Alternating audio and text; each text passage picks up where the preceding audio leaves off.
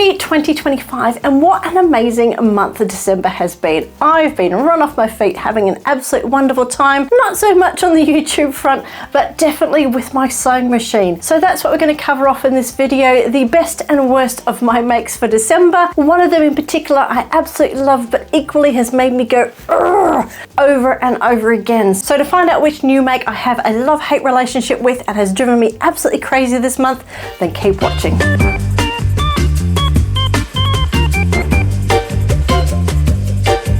Hi, my name is Kate and this is my channel Ripper Seams. Thank you so much for joining me today, and if you like this video then please do go and give it a thumbs up, and also consider subscribing as well by clicking the button down below. As I mentioned before, Happy New Year.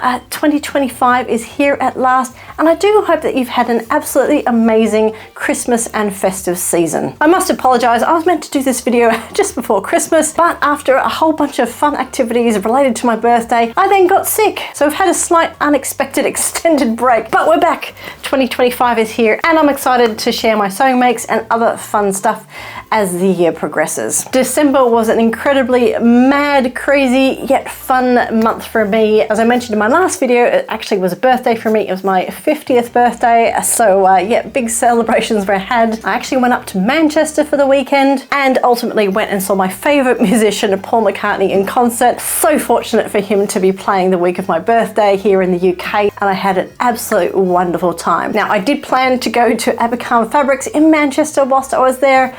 This is what happened.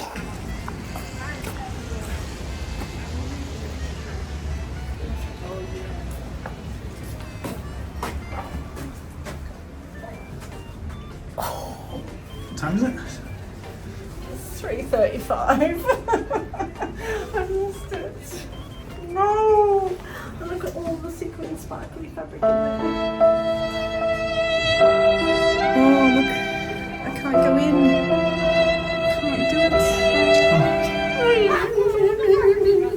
Ripper Seams are sad. So yes, I missed out on Abercrombie Fabrics, but I do plan on making another trip up north again to check out some fabric stores later on this year. So yeah, I will get there at some point. Now, I did get one little sewing related gift for my birthday, and normally if I got given something like this, it would be a questionable gift, but this one I absolutely loved. It was very unexpected, and that is a little mini Oliso iron, which my husband gave me, and yeah, I'm actually very, very happy to have received this. I didn't think I needed this size Oliso iron, mainly because I have a little one here which is a Duronic one, which has been good, but I just haven't been reaching for it much. It's been great in my sewing space. I do actually have a little mini ironing board back here which I use when I'm sewing, and this is the little iron that I've had in my room. Now, this is great, but as you can see, there's not a lot of steam action going on in the front there. There's only a few holes at the top. It's a bit questionable as to exactly what temperature the plate is at, and it doesn't hold very much water, so it's good for like small bits of ironing here and there, but hasn't been great. But unexpectedly, like I said, I just been given this one. I just thought this was a bit excessive for what I needed up here, but I am so wrong. Now, this is totally not sponsored or anything. I'm just saying how much I actually love this little line. It's got a really good hot plate. This one has a lot more holes for the steam to come out. I feel as if the temperature is a lot more consistent across the plate, and you can also tell more of a difference between the different temperature settings that are on here. It has a really nice long cord. It's got a really decent sized water tank in there, and the one thing which I didn't know I needed in my life until I got this iron is it has a light on it. It has a headlamp. For me, when I am often sewing at midnight, 1 o'clock in the morning, having a little headlamp here to actually see where you're ironing, illuminating into those darker spaces when you've got crevices and stuff, actually really useful. I didn't think I needed it, but here we are, me absolutely loving it. So yeah, the Oliso iron, obviously this is the Tula pink one. It matches my larger Oliso iron that I got earlier this year, so now I have a matching pair. Yeah, and I absolutely love it. So if you are considering about this one, I'm actually blown away with this. I didn't think I needed it. Now that I have it, I love it. Now, as I mentioned at the start, I have actually made quite quite a lot of things in December. I just went great guns because I feel as if I was a little bit behind coming out of November. Now, I did spend a whole entire week making bowl cozies. I made 15 in total. Here are some of them here, but I made these specially. I had them all fully quilted as well. So yeah, but we're not here to talk about bowl cozies, are we? We're here to talk about my more fashionable makes. And I'm going to share 3 of them with you today. Now, I've made more than that, but the other ones are more just kind of updated versions of patterns I've already made. The ones I'm going to share with you today are ones which are patterns which are new to me, which I haven't made before, and I'm going to give them some Ripper Seams ratings. Now, one of them here is on Barbara. I'm wearing another one, and the other one is a skirt, which you will get to see a little bit later on. Now, all 3 of these have actually been wonderful makes. I really enjoyed them all. The patterns have been great, but one in particular has got something very unique about it, which I absolutely hate. And we'll get onto that shortly. So yeah, let's take a look at the best and worst things I have made in December.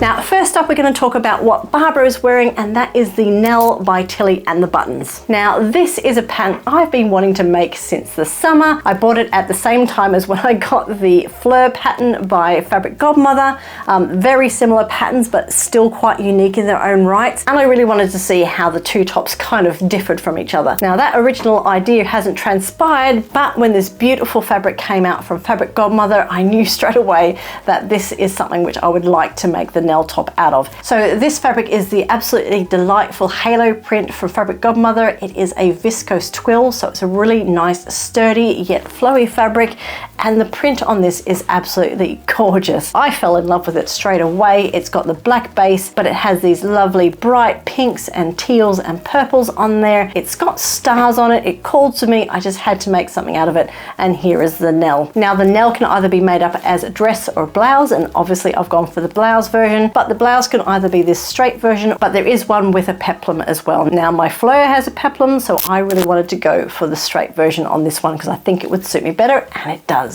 Now, there's also an option to do buttons down the front. I've gone for the option with the press studs, which then allows me to do these lovely bow details at the front, which I think is delightful. Now, the main reason why I bought the Nell over the Fleur is because it came with this puffball sleeve, and I have hardly seen any patterns with this type of sleeve construction to date. So that puffball sleeve was an absolute seller for me. Now, I have gone for that with this particular make, but it wasn't my original choice. I was originally going to go for the option of a flutter sleeve on here, which comes with the pattern. Initially didn't think the viscose fabric would hold that puffball sleeve and give it enough shape and definition, but after checking out Instagram, I had seen some adventurous people going in there with the viscose, going for the puffball sleeve, and it came out nicely. Obviously, it's a lot more flatter, but you still get a bit of volume around that base where it's all gathered. So yeah, I thought I'd give it a try, and I'm very pleased with how it turned out. If you've been watching me for a while, you'll probably know I have a love-hate relationship with puffy sleeves. I'm not a big fan, but other people tell me I look good in them, so it's, what do we do? I found the solution to that. Puffy sleeves, but in viscose fabric. It kind of gives volume without being too high and boofy. So puffball sleeves in viscose twill for the win. As we know with Tilly and the Buttons, fantastic clear instructions, photographs to help you along the way as well. The puffball sleeve is definitely more of an intermediate kind of level skill. There is lots of fiddly things that you need to do, but I managed to get through it. Came out exactly how I wanted. A really interesting construction, so if you haven't tried that sleeve, do recommend it. The puff itself is actually on top of an inner sleeve, so it's almost like your sleeve has a lining. Really, really lovely. So yeah, absolutely love how this came out. Now, because this was a special make, I wanted to make this in time for my birthday, we're out for dinner and so on, take it up to Manchester. I did a few extra details on here just to level it up a bit. I have done French seams on the shoulders and on the sides. I did this purely because I was lazy. Yeah, I didn't want to set up my overlocker. It's too much work. French seaming it was just going to take the same amount of time as doing my overlocker and end up having nicer seams. So I am now someone who pretty much French seams my shoulders and sides sides all the time because it just comes out nicer. Because of the tricky construction of the sleeve, I didn't do it there. But what I did also do, which is new for me, is I actually bound my facing pieces with bias tape. Again, it tells you to zigzag stitch or to put it through your overlocker on the edging there. I didn't want to do that, so I got this lovely star print bias tape from the Specky Seamstress. It matched this fabric perfectly, and I bound my linings. And you know what? I think I'm a bit of a fan. Kind of really elevated my make. So I'm going to sit down one day and crack out my bias tape maker, make a whole bunch of bias tape, because I think I want to bind my facings in future. Obviously, it's not going to be for every make, but I do think it just gives that elevated edge. So yeah, I have gone to town with this one as well. Now, there's only one thing that I scratched my head with when making this, and that is actually the number of bows at the front. The pattern actually has you making 6 of them. I've marked and placed them exactly where the pattern says on here, and I've only put on 5 because the last bow would land right at the very bottom here. Now, if I was planning to wear this top out over the top of my jeans or skirt or something, then that would make sense to have a bow right down here. I'm never going to do that. This is a top I'm always going to tuck in, so it made no sense to put on here. It was just going to add bulk, but so far everything has been absolutely fine. Could possibly get away with just the 4 if you're going to tuck it in. That was the only thing that I found a bit questionable, was why there was a bow all the way down there, but I think it's just wearing preference. So yeah, make up your mind on what you want to do there. But yeah, I got to wear this out for dinner in Manchester, had a wonderful meal. It looked beautiful, and yeah, very happy with this make. Now, the weather is absolutely diabolical outside, so I'm not going to do a backyard catwalk for this particular video, but I will do some sort of close-up footage. Take a look now. So here is my Nell, looking absolutely fabulous and festive and party-ish in this lovely halo viscose twill from Fabric Godmother. As you can see, it is a really nice flowy fabric, nice and loose. Because of that, the puffball sleeves aren't so puffy, but that's the way I like them, perfect. And just really, really nice detail in that fabric. Now, for me, I really love the tie detail at the front. Those bows are just super, super cute. And yeah, really, really nice. So here it is when you tuck it out. As you can see there, I didn't put the bows down the bottom, because when you tuck them in, those bows are just going to get in the way. They're going to get pulled off. They're going to probably damage the fabric. Yeah, so I only put 5 on there instead of the 6. You probably could do 4.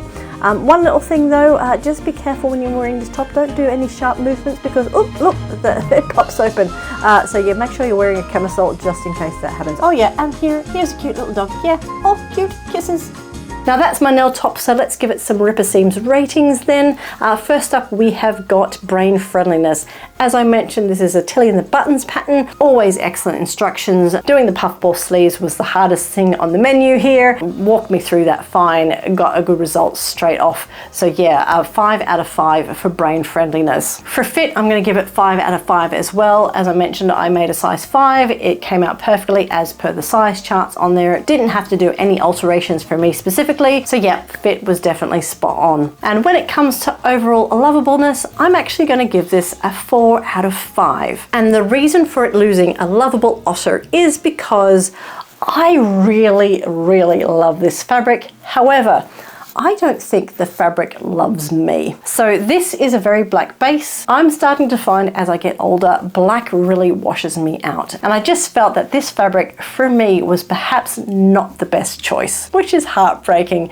I still love it. I'm still going to wear it. It's not a problem, but I've just recognized that this might have been a more amazing make if I'd just chosen a slightly different fabric, or if there's more of this teal or the pink color in it kind of shining through it and not so much black, which is a great learning for me, because I said in a previous video that if this top turned out amazing, then I would go out and buy more of that fabric and make a dress or something more substantial out of it. I won't be doing that because, like I said, I don't think this is the best color option for me specifically. There's just something about this specific print which isn't working for me, which is annoying because I've seen other people in this make and they look amazing in it. This is just my thoughts. It's not a big one overly because I'm still going to wear it. I still love it. But yeah, I'm going to give it 4 out of 5.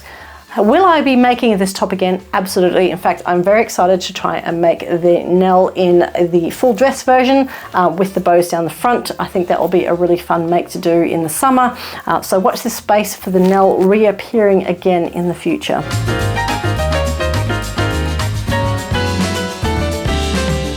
Next Next up, we're going to talk about a skirt, and that is the Meadow skirt by Twig and Tail. Now, this is a skirt that I mentioned in my autumn winter sewing plans video, which you can watch here. I'll link it down below. So if you want more details about this specific patterns and my ideas around it, then do go and watch that video. But since that video, I've obviously made it. It's a big tick off the list for me with my sewing plans for the colder weather. So very pleased that this has been made. And more than that, I absolutely love this skirt. Now, in my plans video, I did mention I was going to make this in a kind of khaki, heavier linen. I didn't do that. I made it out of the fabric I had flagged for my Pietra pants, but that's okay. We've got stuff for my Pietra pants. I just felt that coming into December, that beautiful deep cranberry color would be perfect for this skirt and make it a really flexible option to wear around the festive season. And I was right. So I've made it in this lovely Moroccan stone washed cotton, which I got from Minerva Fabrics. It is a really nice weight of cotton. It almost has a linen feel to it itself with that stone washed quality,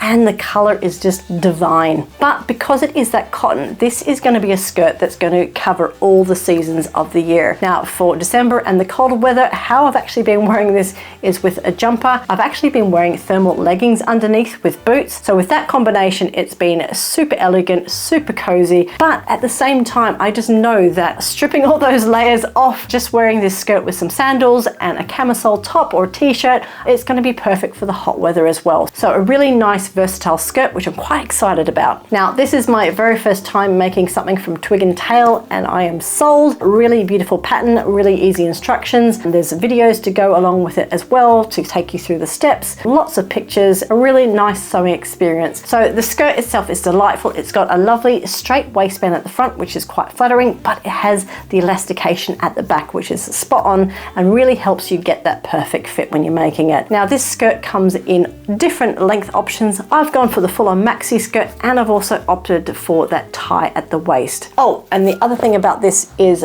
great pockets. Love the pockets on this thing. Really nice and deep. Now, I was a bit worried about potential gaping of the pockets. Nope, they're totally fine. I love these pockets. Great for hiding little chalky snacks in. Not that that happened, but yeah, great pockets. Love the pockets. But yeah, I really enjoyed this make. But enough of talking about it. Let's see what it looks like in a bit more detail. So here I am taking my Twig and Tail Meadow skirt out in the wild on this very cold and chilly day here in the UK. I'm absolutely loving how this turned out, and that bright red is really, really beautiful. As you can see, here are my pockets, nice and deep, perfect for carrying snacks, and this tie waist just gives that little extra bit of detail just to make it a bit more interesting. I love the elasticated waist here, really nice and comfy, really good for keeping a really nice fit on you, and yeah, overall extremely happy. Now, this is very much cottage core reading, but it all depends on how you style it. But overall, I'm so pleased I picked this bright red. It's just making me happy on these cold winter days, and ultimately, I can't wait to wear this in summer as well. So yep, now I'm off to go find the dog. It's run off ahead somewhere. So let's give it some ripper ratings, and for brain friendliness, I'm going to give it 5 out of 5. First time using Twig and Tail patterns, I will definitely be looking into more patterns from them. Really, really enjoyed the process. Lots of details in their patterns. Love the step-by-step instructions. I like how they use contrasting fabrics. Made it really easy to figure out what you're actually doing and which pieces you're using. So I do recommend this pattern, especially if you're a beginner. Definitely give it a go. So for fit, I'm going to give it a 5 out of 5 as well. Now, I sewed up a size I or size 16 as per their sizing chart. Spot on. So definitely can't fault them there. Now, for me, for bottom half clothing, I sometimes do have to grade because I have a smaller waist, but I didn't do it this time because of that elastication at the waist. I thought if I need to tighten it up as I'm trying it on, it's a really good way to kind of get that fit perfectly, which is exactly what I did. I did take about 1.5 inches of elastic off the side just to make it fit a little bit more snug on me. So yeah, really glad that I did that. Fitted me perfectly. So yeah, 5 out of 5. As for overall lovableness, I'm gonna give it a 5 out of 5 as well. This is a fantastic skirt, really versatile, really nice to make. I've been wearing it non-stop throughout December, so yeah, it's very versatile. We'll definitely be getting lots more out of this, and can't wait to make more of them as well, in different fabrics, in different prints, and so on. So I do recommend this. Give the Meadow skirt a try.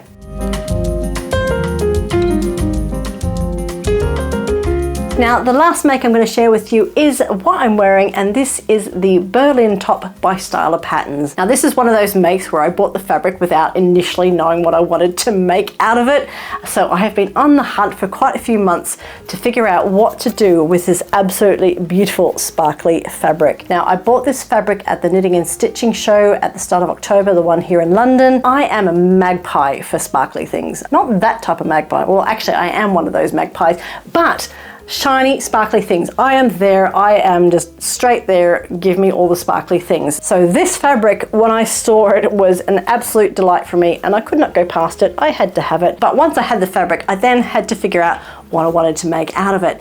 And I thought it definitely needed to be something kind of celebratory, something that you could wear out to special occasions, but also one that would showcase this really nice lightning kind of zigzaggy print that's all over it. So enter the Berlin top from Styla. Now, I absolutely love Styla Patterns. I think their range is very versatile and I'm all there for them. So when I saw the Berlin top on their website, which is one specifically made for knits, I said that is what this beautiful fabric needs to be. So what I love about this pattern, and let me stand up for this, is this here, it's very plain at the front, but it really showcases, it gives an opportunity to see that nice lightning zigzag pattern that's going through it, but the party is all at the back. So here, it has a big V-neck back to it, it's got a tie here going on, and yeah, it's kind of a full crossover back on here.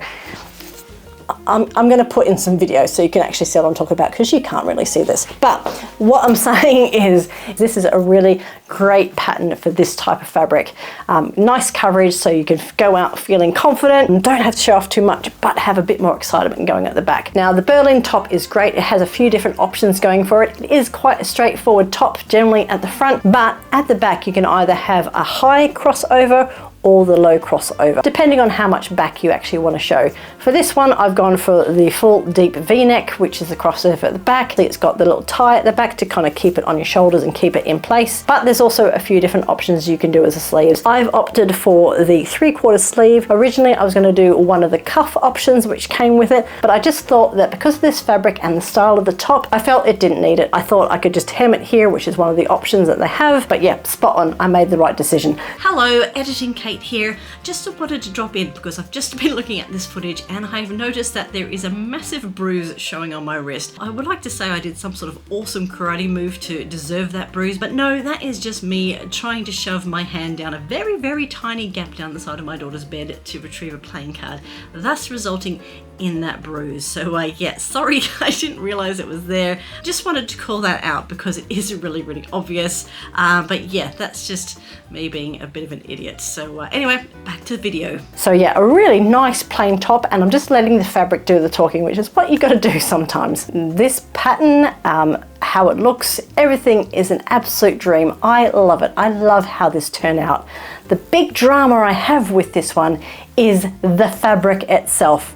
I hate the fabric. I love the look of the fabric. I hate the fabric. And why? Why do I hate this fabric? It is shedding glitter like nobody's business. This is an environmental disaster. So when I bought this fabric and was handling it, I was clearly not aware of how much glitter this was shedding, because when I got it home and took it out of the bag, glitter bomb. It was like Mark Rober's glitter bomb had gone off in my house. Not happy. And I thought, okay, we'll give it one wash. Hopefully it is just a simple layer. No, they have somehow, and I don't know why you would do this, glued glitter over the top of it. I actually thought the sparkliness of this was embedded in the thread. It was like a metallic thread that they had used. They have done that, but then they glued a whole heap of glitter on top. Why do you do that? Because it's now just shedding. Now, I normally don't mind thinking I have a bit of sparkle wherever I go, but now I have literal sparkle wherever I go. There is gold glitter in my car, in my office, on the sofa, in the kitchen, the sewing social, at restaurants. There is glitter everywhere. I hate it. Why do this to fabric? I feel as if this is a type of fabric which has been designed to make for a dress as a one-off. You wear it, it's super glitzy, fabulous, but that's really bad for the environment. Why does this fabric exist? Stop doing it. If you see fabric like this, don't buy it. It's nasty. I feel so bad having purchased this, But the thing is, if I hadn't purchased, somebody else would go to landfill. Sorry, this is so angry about this fabric. I have washed this multiple times now, thinking at some point this glitter will stop shedding. No, I'm sitting here, I'm covered in glitter, the floor is covered in glitter. Yeah, but I'm happy that I've made something which I love out of it, and I think that's the only kind of solace I have in regards to it. However, I'm going to leave this top to my daughter in my will. She's going to have to wear it. So to get rid of my guilt, this needs to be worn for generations. She's going to have to pass this on. This has got to be worn for a long time for me to feel happy that this fabric exists. This is the top, which I absolutely love but equally hate at the same time. So yeah, be careful with your fabric choices out there. I feel like an absolute mug having bought this, but if I hadn't, someone else might have, like I said. Yeah, I just feel bad about these little glitter particles going everywhere. And I love myself a glitter. I think there's a place for glitter in the world. I like bio glitter these days. I like sparkle. I am the magpie, but this is too much. This is shedding. I can't control where this glitter goes. So this is my worst make for the year, at the same time of me absolutely loving this top. But yep, enough chat about the Berlin top. Let's take a closer look. So here I am trying to outsparkle my Christmas tree. Coming close, but I can tell you now the Christmas tree has more glitter on it. However, that Christmas tree is not shedding glitter everywhere like this top is. So yeah, who's really winning? But overall, I love this top. Look at the back there. It's just something really dramatic and something different. I'm sure this is going to look awesome in other fabrics as well. Really nice and fitted around the front and the sleeves despite that open back. Anyway, here's another cute dog. She's going to give me kisses to make me feel better about ruining the environment with this top. Alright, Ripper Seams ratings for the Berlin top by Styla Patterns.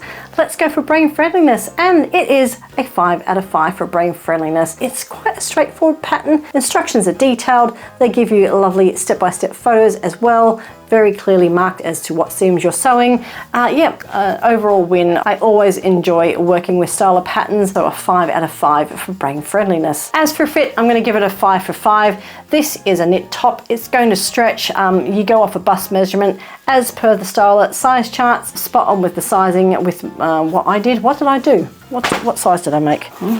Let's have a look in Stash Hub. Oh, size 10. I made a size 10. So yeah, as a size 10, fit is perfect. I have no issues with it. After all, it does actually have a big gaping section at the back, so there is lots of movement around here. So size 10, perfect. And finally, for overall lovableness, I'm going to give it 2 ratings. The first one is just assessing the top as a make in itself. I'm going to give it a 5 out of 5. I think this is a really great versatile top. Depending on what fabric you make it out of, this is going to be a really great grab and go top. I do obviously wear a camisole underneath if you're wearing that kind of deeper V neck. Oh, you may not want to. I have, and that's always how I was intending to wear it. But for me, it came out exactly how I wanted. I think it fits really nicely. I think the look of the fabric looks fantastic. And it's a really nice party top. I can go out for drinks in this, I could go to work in this, I can wear it going out shopping if I want to. But ultimately, yeah, it's a 5 out of 5. But if we take into the horrible fabric choice into account, I'm going to drop it down to a 3. No, I'm going to drop it to a 2. That's how much I really dislike the shedding of the glitter on this. The fact that it has glitter glued to it in the first place, bad. Yeah, see, now I have to go and de-glitter myself. I've just been sitting here, I'm covered in glitter. What is that? So there we are. Those are the best and the worst of my makes of December. Let me know down in the comments down below which one was your favorite, and have you ended up buying some fabric which you later ended up regretting? Let me know down in the comments as well. I'd love to hear your stories and maybe make myself feel a little bit better from my bad decisions. So yeah. Let me know down below. With 2025 now here, I'm excited to see what we can do here on Ripper Seams. If you want to check out what might be coming up in my next lot of videos, then do check out this video here. This is my list of autumn winter sewing makes, which I've been slowly checking off. Thank you so much for joining me here today. Don't forget to give me a thumbs up and click on that subscribe button, and I'll see you in the next video.